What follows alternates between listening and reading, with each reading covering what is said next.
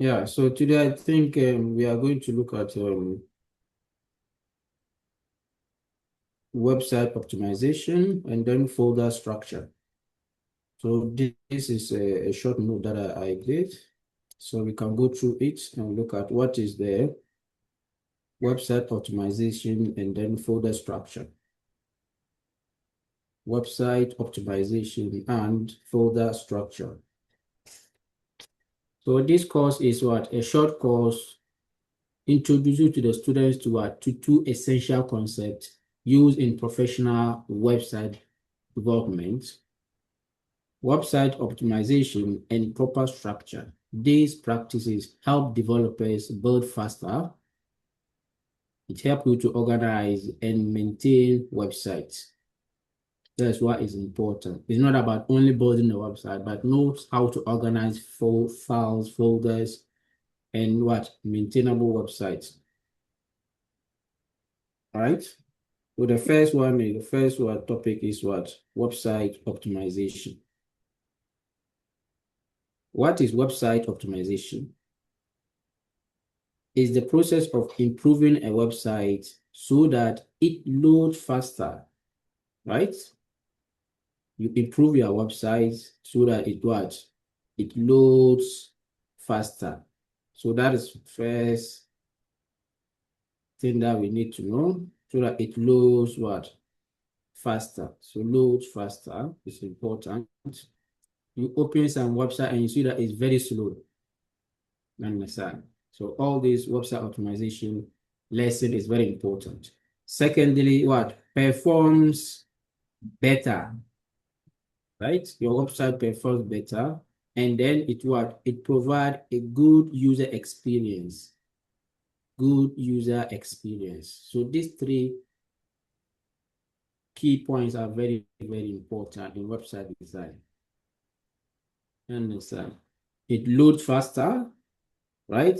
Because even if your internet is very slow, sometimes due to the way you arrange you design your website, it still what try to load faster, and it performs what better. If definitely it loads faster, it can also what performs better and provide a good user experience. So good user experience, some of them that we did before, like even accessibility, right? It's also a good user experience because with your website, if someone is what visually impaired or someone is disabled, can also what use your website without having what any problem.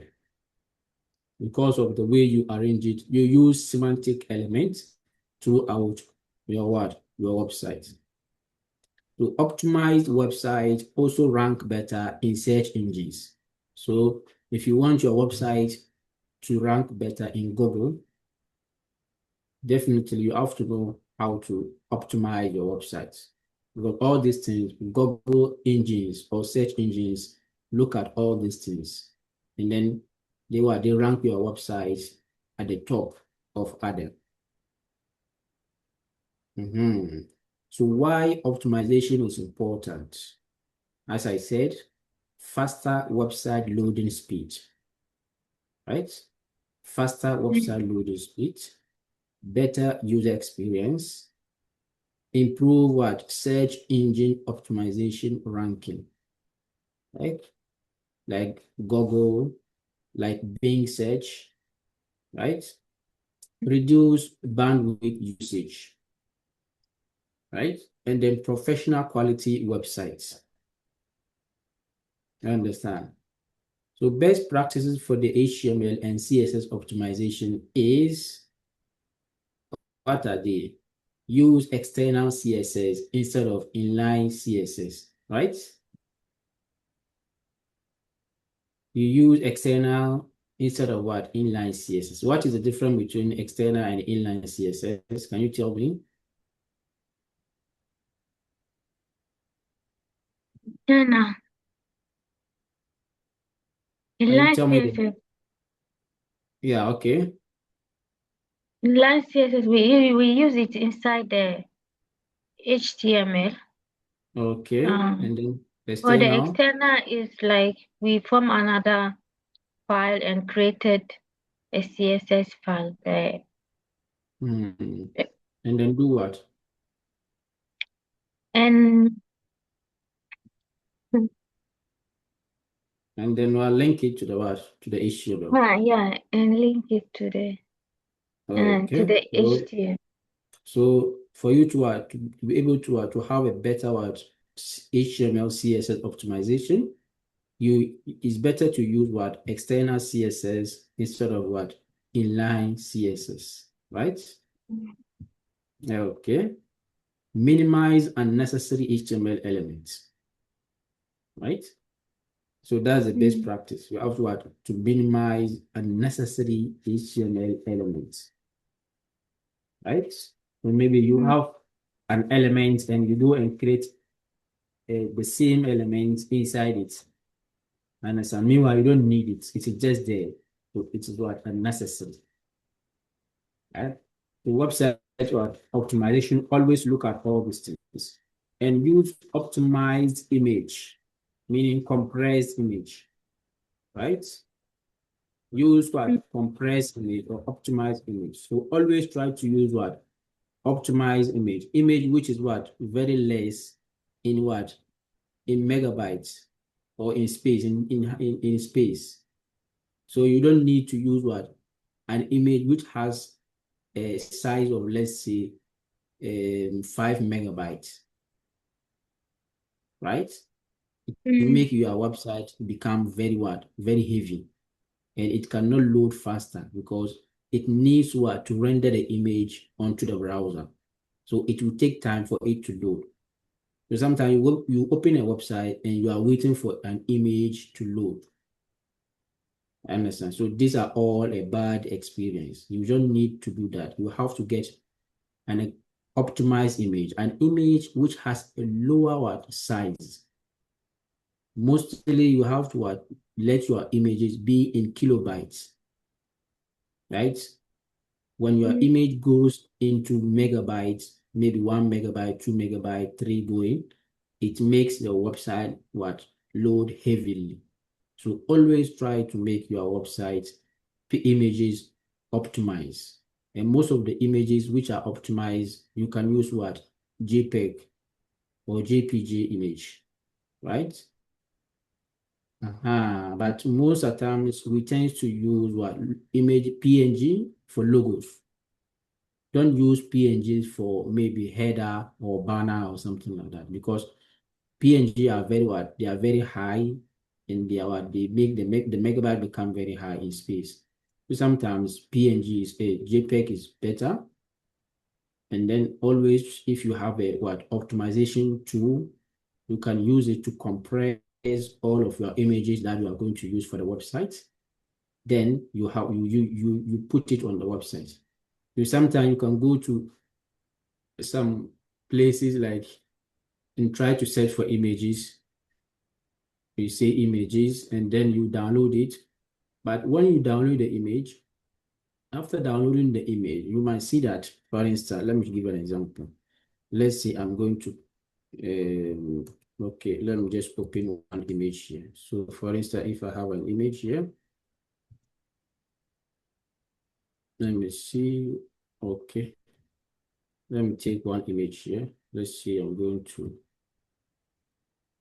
take this image, save image. And let's see, I'm going to save it here. Let's say I'm going to save this image here.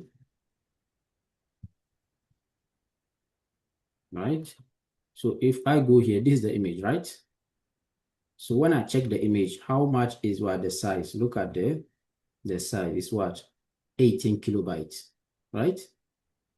So 18 kilobyte is good for image optimization, because when you use 18 kilobyte, it's very small, that your website can load very faster, right? But if your image is bigger, for instance, this image, if I click on this is also kilobyte is better. But if you go and download images which are very maybe let's say 4K images, right? And then maybe let's see, let me see this if it is. Maybe save the image. Let's see.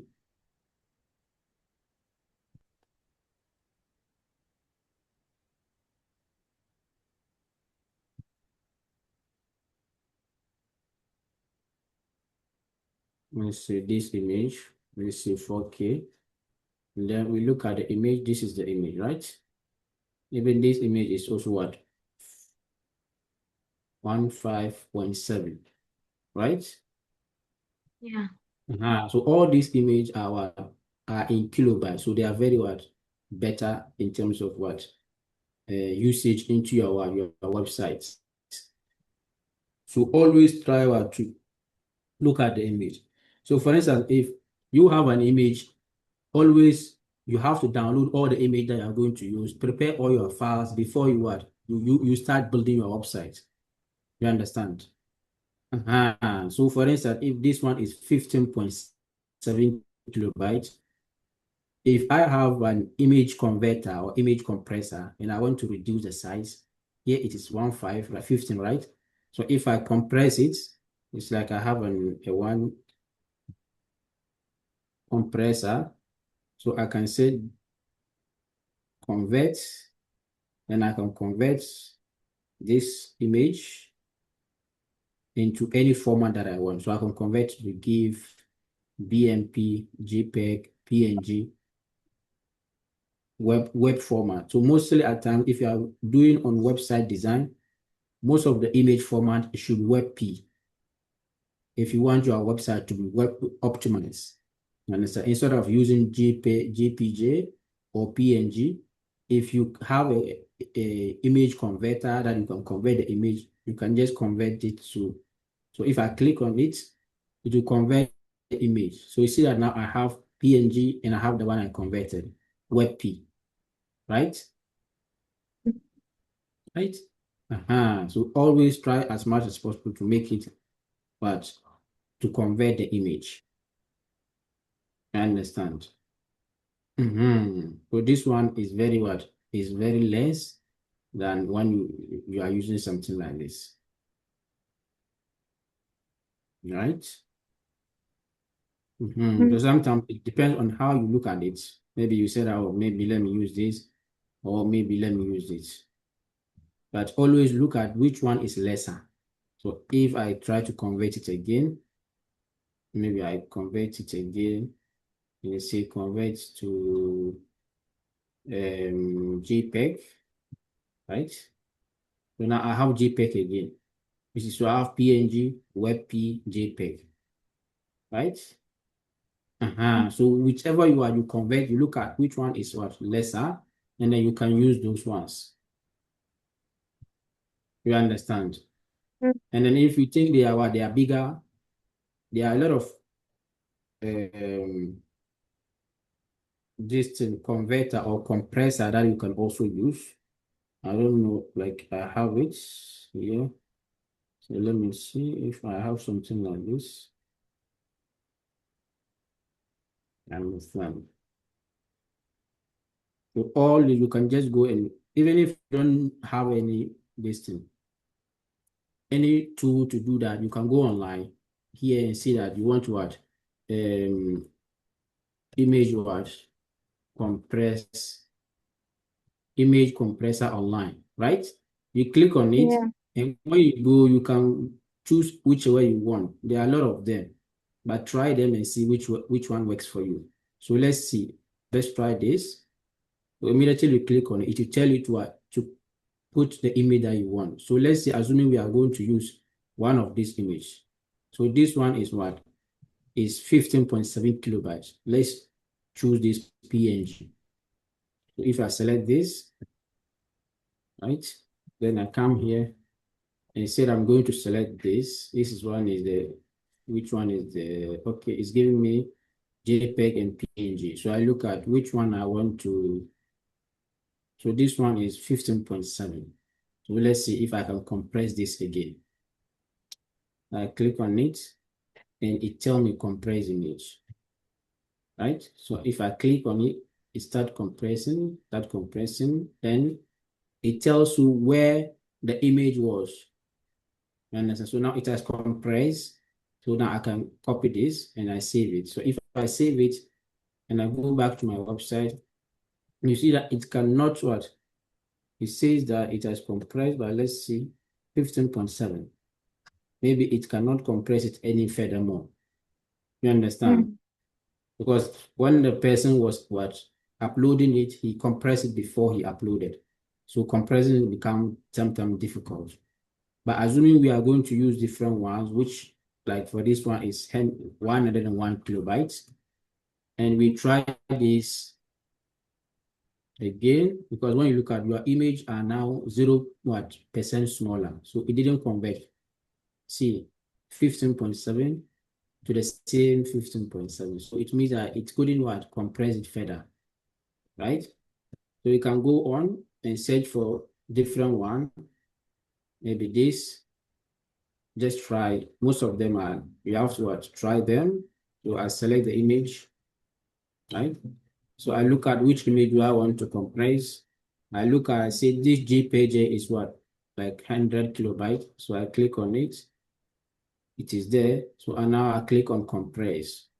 If I click on compress, they start processing and it is compressed. So look at how much when you have before is 104 KB and now it has 20 kilobyte. So it has removed 80%, right? So you see that now your image is has been compressed and now it is now small. If you want to increase the quality, you can increase it. And whilst increasing, remember that this will also increase the quality. So if I want 100% quality, you see it's the same. But if I reduce the quality to, if I read 20% from it, you see that now I have 20.5, right? So that is how we normally compress these images. So now I can see save, and then I have my image and I keep it compressed image. So I can save it, and then I go on my listing and look at this is the image. So now you see that I have 20 kilobytes. It was this is the JPEG. It was 101 kilobytes, but when I compress it, it's now 20 kilobytes. So now we have reduced it. You understand? So if you don't have any tools to use on your computer, you can go online like this one and search and then put that image and then compress it. It is easier for you than, right? So that is what it is saying. Use optimized images, right? So we have compressed our images to be smaller. So when the image is smaller, it's easier for it to render very faster and it make your website very fast. Okay. So the fourth one is combine CSS files when possible, right? So this is combine CSS files when possible. So if you have an external CSS, you can decide to combine all those files maybe into one folder, right? Combine those CSS files into one folder when possible, right? To make them navigate, because when your CSS is rendering, it has to find each and every CSS file to connect it with the HTML, right? So if it is arranged very well, if it is combined, it is easier for it to navigate through that and load your website faster, right? Also, remove and use CSS code. CSS code that you've not used or you don't think you want it, you just remove it. Don't leave it inside, right? But if you leave it inside, maybe the browser will try to render it. Meanwhile, it is it's not working or it is useless. And then the last one is use semantic HTML elements, right? Use semantic HTML elements. And this one is very important for those who are visually impaired too. It's very important for them. And also help in your SEO optimization, as we said here. SEO ranking. So the example of optimized HTML structure is the normal one we normally use, the doc type, HTML, head, link, a title, the link which we link it to our external CSS, right? And then we have, okay, so this CSS is what? This is a folder which contains what? CSS file, right? As I told you, always try and create a separate what? CSS file, a folder. So if I open the VS Code, normally this is what we do, right? So this is our image, which is in a separate file. And this is our index, this is our style, right? So always that is how you should look at this. Right? So this was the example that we did the last week, right? Yeah. So this is the same thing. The body header is there, so we have linked it. You see, we have linked this. Understand? So normally this has to be for optimization. This has to be inside what a folder, so that here you create a folder and say CSS. Here you create a folder and say what? Oh, you create a folder and say CSS. So inside the CSS is where you put all your what? Your CSS. So after creating the folder, you come inside and create the file and say maybe styles.css. So so you come here again. If you want another CSS, you come here and create another CSS and say maybe home.css. If you have another different page for the CSS, come here and create the same and say about.css. So here inside the folder, you have your all the CSS inside this place. You understand? So that is what it means. So you see that here, all the image, you have all the image inside here, right? So you have this image. You can put this image inside. You put it like this. So the image is also inside. So it's arranged what? You have a good what? Folder structure. Inside. So this one, you put it inside here, right? I'm just trying to show you an example. So you put this inside here. So all the CSS are here. All the images are here. If you have any folder that you want to put different files, you can create them. For instance, if you want, you can create a JavaScript folder and say JS, which stands for JavaScript. And then inside it, we create our different files and say script what? You can say script.js. So this one is what the JavaScript what? Folder. So you see that all of them are arranged in a nice way. So the only one which is outside is the home page, right? Yeah. So this is how we arrange them. So that is the example that they are giving you here. This is your header, each one, and then the section. You see this. It uses what? So header is what? Semantic. Section is what? Semantic, right? Yeah. So immediately you brought the header, it means that the header is semantic. Whatever it's inside, you can use any other word elements. But the initial one should be what? Semantic. So that when someone is visually impaired or disabled, can navigate through each word, each main elements. Understand? So we move to the topic 2, which is the HTML and CSS folder structure. As I just even was show you here, this is how we arrange the structure. So what is this? The folder structure is the way files and directories. So when you see directories, sometimes you will not hear someone will say a folder, but the person will say directories. Right? So when someone says directories, it's the same as folder. You understand?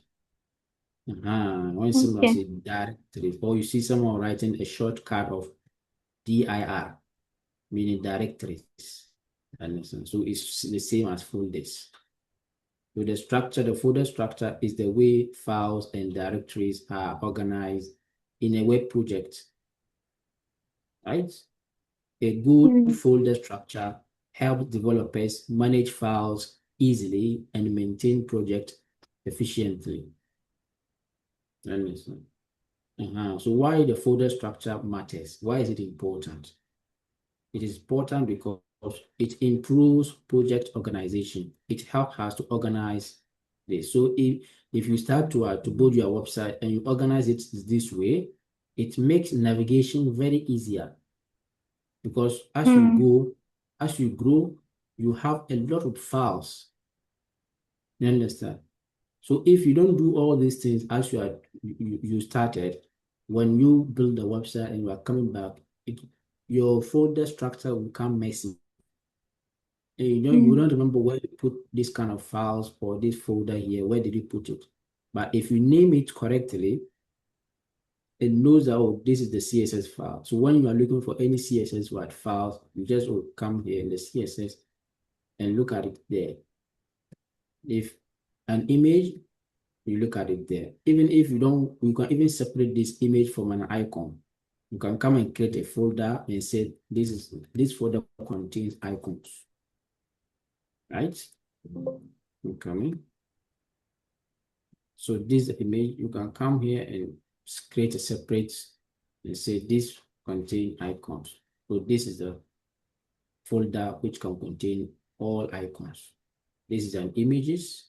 So both icons and images, if you want, you can also put them in what? A main parent called assets. So you can come here and say assets, right? So asset contain all the images, icons, everything that will show as what? A 3D what? Or 2D what? Items inside your project, including icons, what? Right? Images, emojis, right? So you can create another one and say emojis. So all these things, you can put them in one place.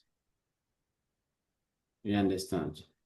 So you can copy this, take this, and take the images. So emojis, icons, and images, you put them all inside an asset, right?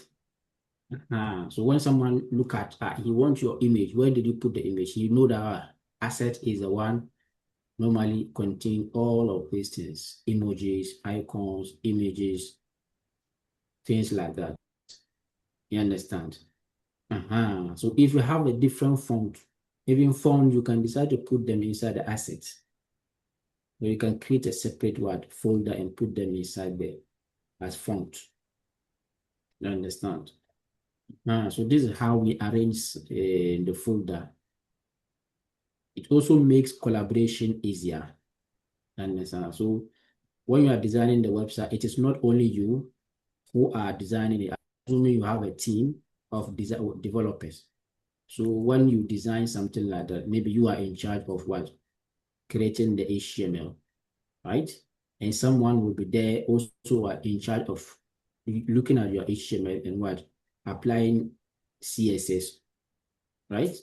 So if that happens, you are collaborating because you are working and he is also working in the same project.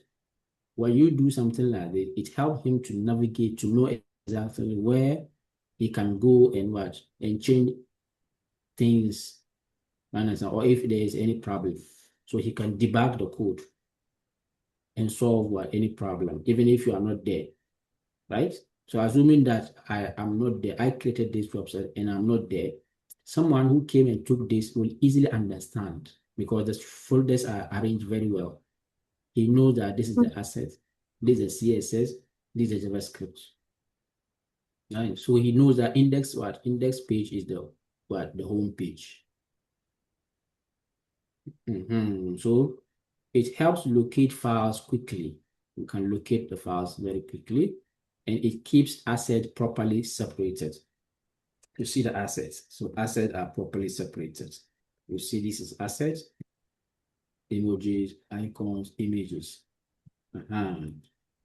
So the recommended HTML and CSS project folder structure, a simple one can also look like this, right?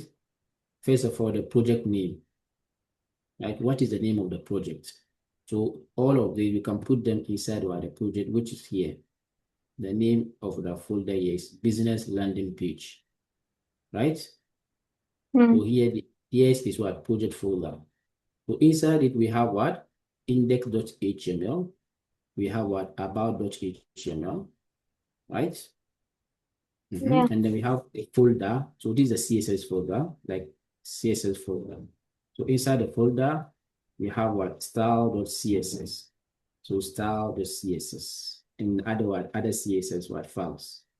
And then we come to images, right? Images, we can have logo.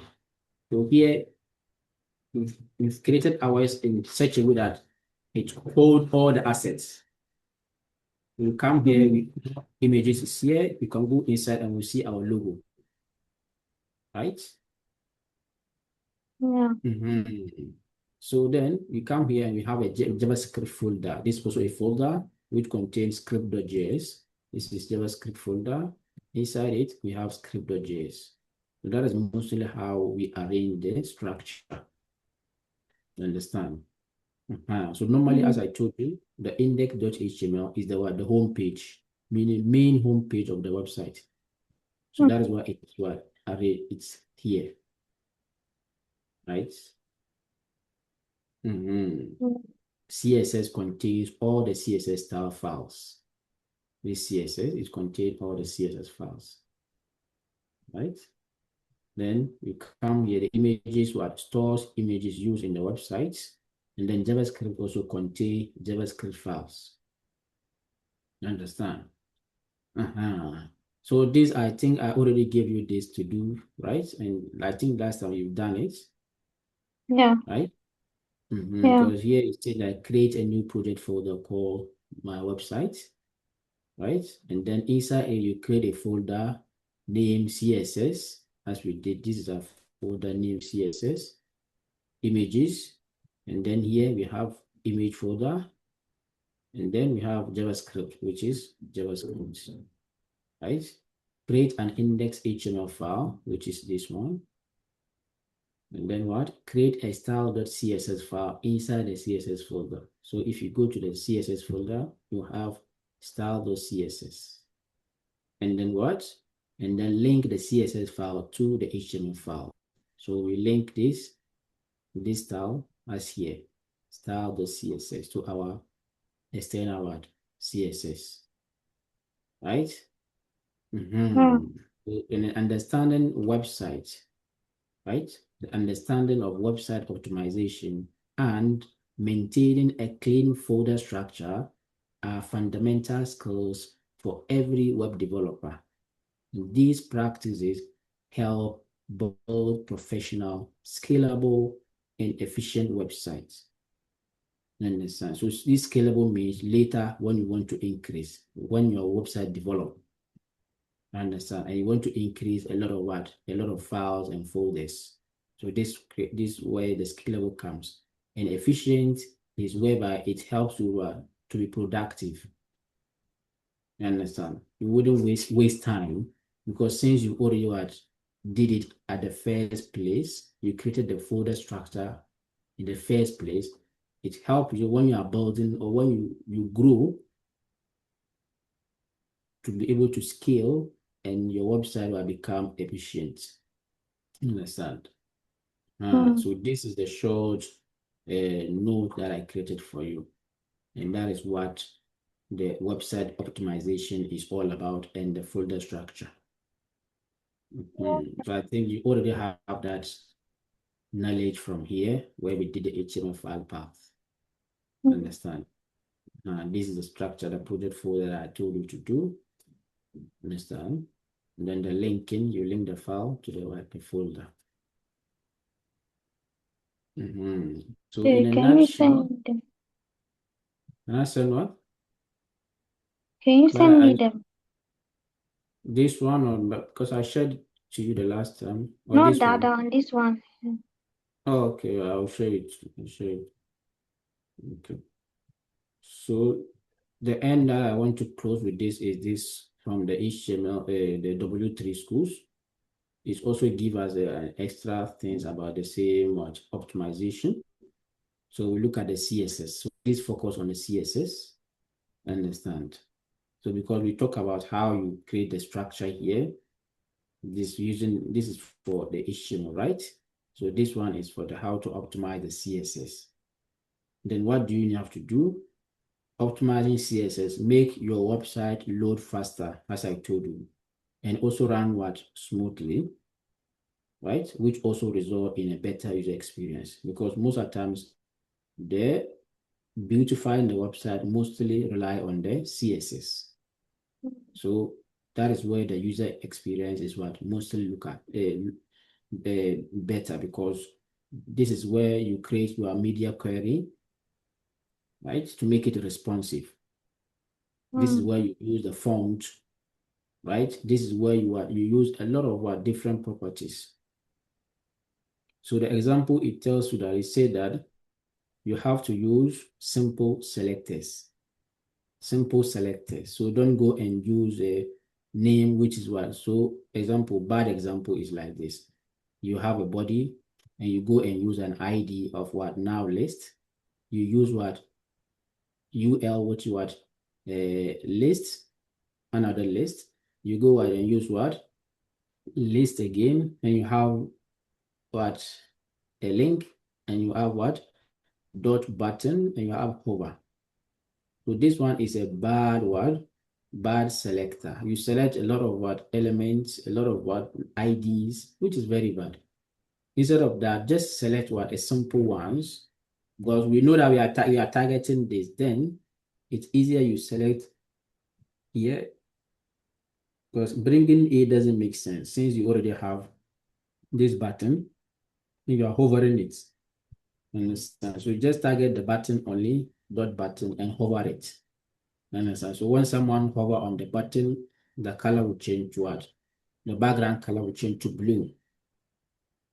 So note that this is bad example, this is better example, right? Because if the browser has to what to read all this, it will take time before it will tell the browser that to hover on blue, right?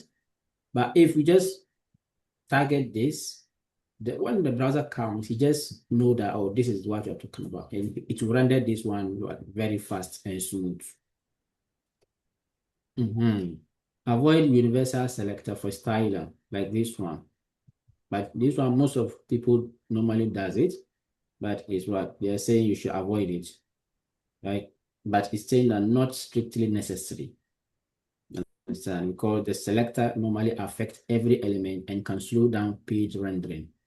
So if you know that this one wouldn't affect all of your website design, or you wouldn't apply this one into all parts of your website, just leave it so that when you reach each element that you want to apply, you can apply them there instead of applying this, because this one affects all of elements inside your design.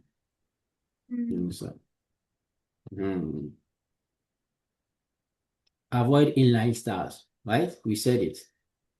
As avoid inline CSS, right? As I even asked you about the difference between external and then what inline CSS. So avoid this one. We put style and put the color, everything. Avoid this and this, right? So not always have to link it external like this, and also avoid using this import to load external CSS, right? Also, this one is not good. But use it link, use it on inside the header elements. Use it here. This link, use it here, right? Just use it here, and not use it here. Don't go and say at import, right? And use this CSS here. No, don't use it this way. Just make sure it is inside this header, because this one is the first rendering that when the website is loaded, it will just knows that it's loading this before it comes to this CSS, right? So if you want your CSS to load faster, put this code, the external code here, instead of putting it here. Okay. So that is what it means. Right? You can also use the shorthand properties as I give an example. Example like instead of bringing margin top, right, bottom, left, all this thing, the browser has to read all of this one by one. But if you just use a shorthand like this, you see the browser has to only read only this one line, right? So the browser will be very faster. Your website will look faster and load faster. Cut down unnecessary animation. If you have animation inside your website and you think it's not necessary, don't put it there because animation is almost like a frame, like a video frames, like so sometimes it also takes a huge space and it makes the website look or it takes time to load. So if it is the animation is necessary, don't put those animation. Use properties that not cause repaint of animation. So it's also under the same animation, right? Combine and minify CSS. As we said, you can combine the CSS and minify them. If you don't know how to use it, you can also depend on some of the tools. We have some tools we can use to minify it, which is CSS minifier, post CSS, and online compressors. All these things also work to help you help minify your CSS. Also use caching, meaning cache your CSS. Make sure your CSS file is cached by the browser by giving it a long expiration time in your server settings. And this reduces how often users need to reload it. So for instance, caches are something that when you load your website, because you already loaded it, it stores the loading that you did inside the browser. So when you are coming to load it again, it wouldn't take any much time. It will load it very fast, right? So sometimes you see that when you've never opened a website before, and this was your first time to open the website, sometimes the website takes time to load, right? But Yeah. after some time, if you open it two, thrice, four times, you see that the website now, when you open it, it opens very quickly. Why? Because some caches are already inside your browser. So it remembers that it took some caches there and stored it there. So sometimes this is why if I click Windows R and go to like temp, something like temp like this, temporary files, and I click OK, you see that I have these files. So all these files are Are some unwanted file, like they are files which are downloaded into your computer to help your browser speed up, right? So it's just there to help because you are using the internet. So it also download all these things and put it there to help your browser run faster. But you can also delete them because it takes space. So immediately you delete them, some of them will go, some of them will stay still. I understand. So these are all what we call temporary files. It normally download inside there are some which download inside the browser and some which are download inside your computer. So those are what we call cache. So sometimes you see someone is saying cache. So if you want to clear your cache, you can clear them. You understand? So all of them are part of it. So if I go here and say I want to go to more tools, maybe clear browser, that is delete browser data.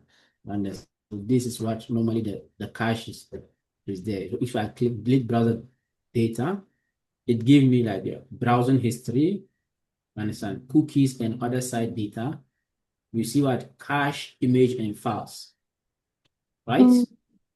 So you see what cached image and file. So this is what we call the cached.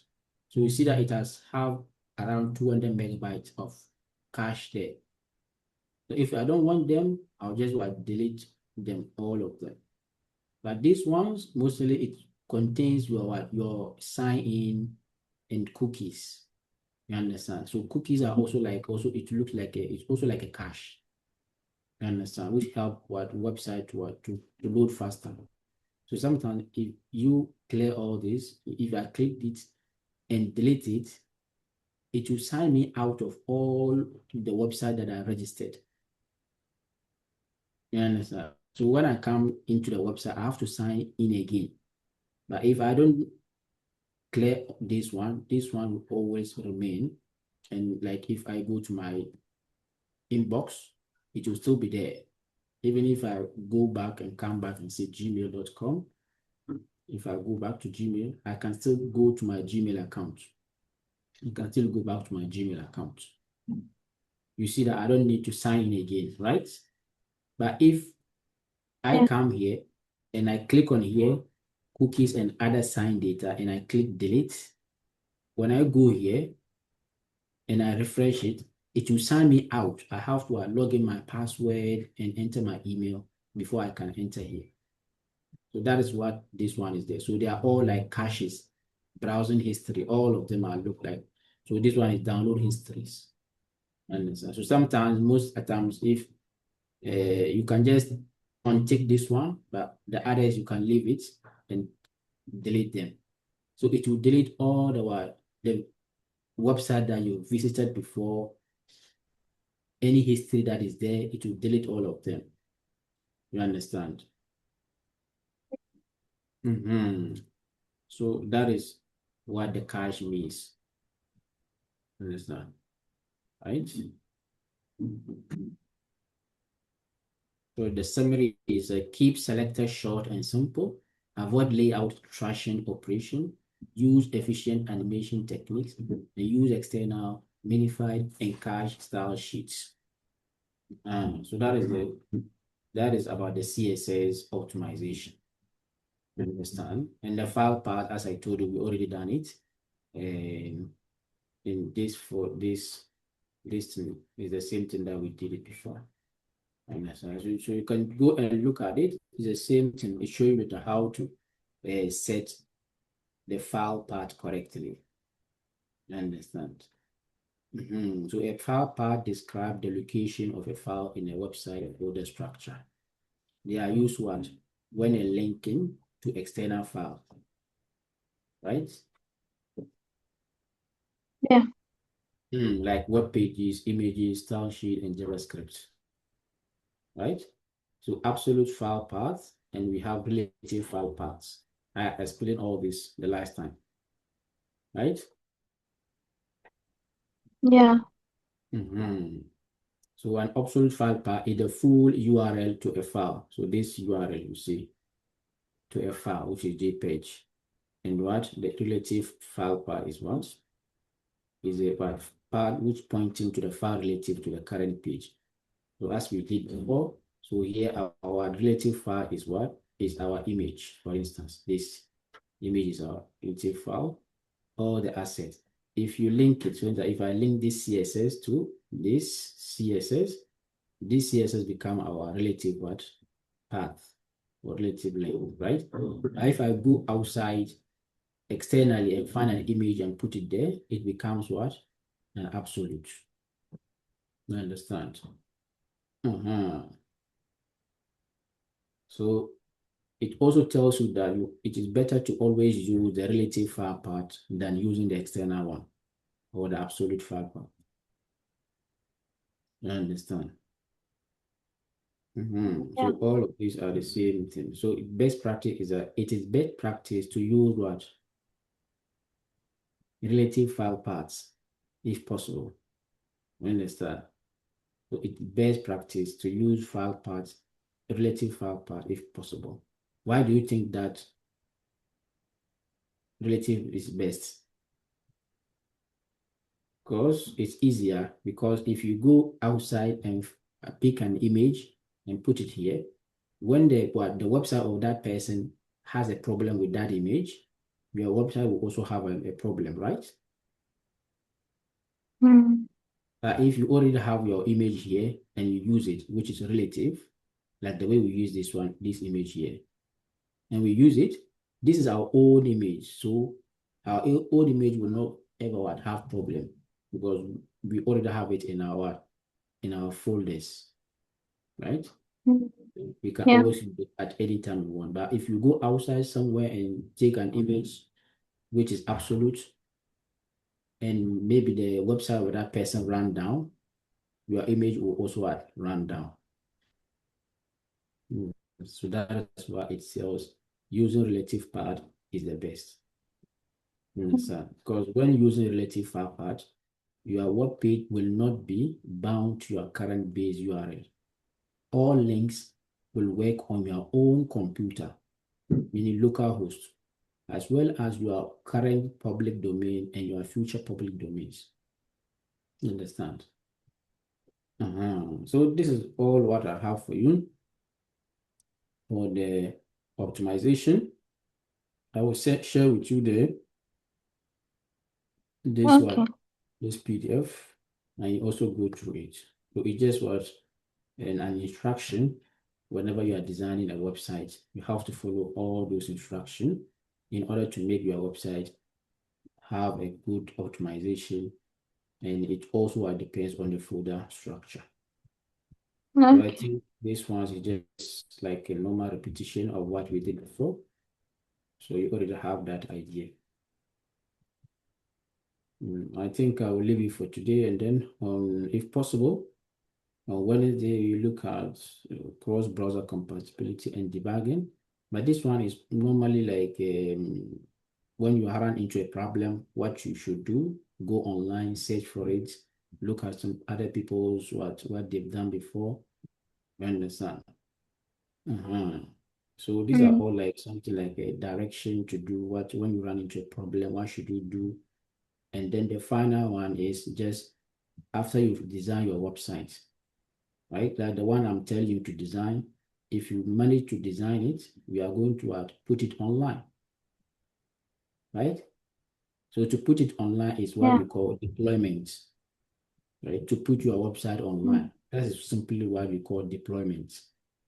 So that is what we are going to do. If you manage to do the assignment, so that we can use the same website and then we can put it online as an example for you to see, so that later on, when you now know how to do it, then you can create your own websites, multi-pages, make it responsive, and then style it, and then you can also put it online for people to see.